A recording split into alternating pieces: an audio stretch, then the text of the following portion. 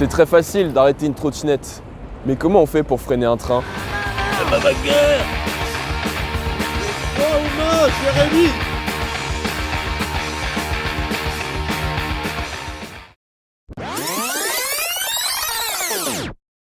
Ça tourne.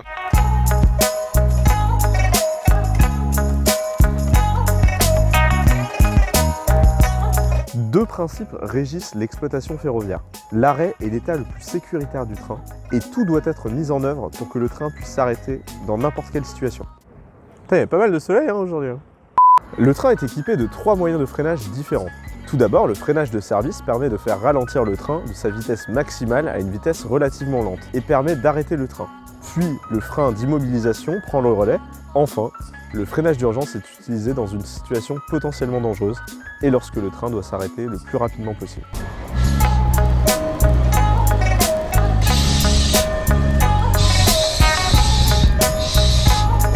Freiner, c'est dissiper l'énergie cinétique du train.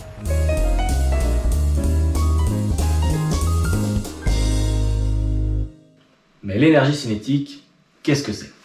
L'énergie cinétique se définit comme étant l'énergie que possède un objet en raison de son mouvement. En effet, lorsque le train est en mouvement, il possède une énergie cinétique. Et pour que le train s'arrête, cette énergie doit être absorbée.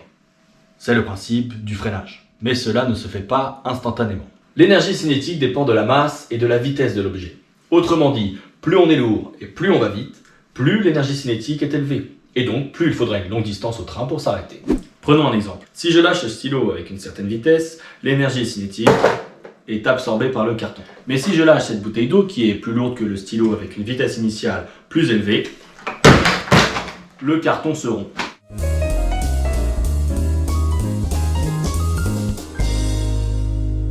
On peut utiliser le freinage mécanique. L'énergie cinétique est convertie en chaleur ou en déformation.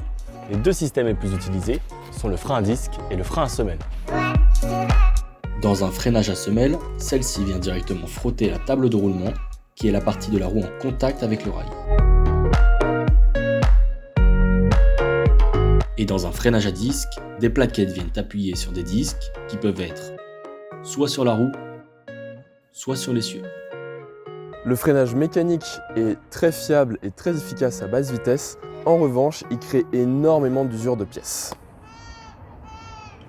Le frein mécanique est commandé de façon pneumatique, c'est-à-dire qu'une ligne remplie d'air court tout le long du train. Ainsi, quand la pression diminue, les freins sont plus forts. De cette façon, en cas de fuite, le train s'arrête tout seul. Et merci à tous d'avoir suivi ce 5e épisode de Topic Prend les Transports. Si vous avez aimé la vidéo, n'hésitez pas à la partager et à l'aimer. Et n'hésitez pas à vous abonner pour d'autres vidéos. Tchou tchou!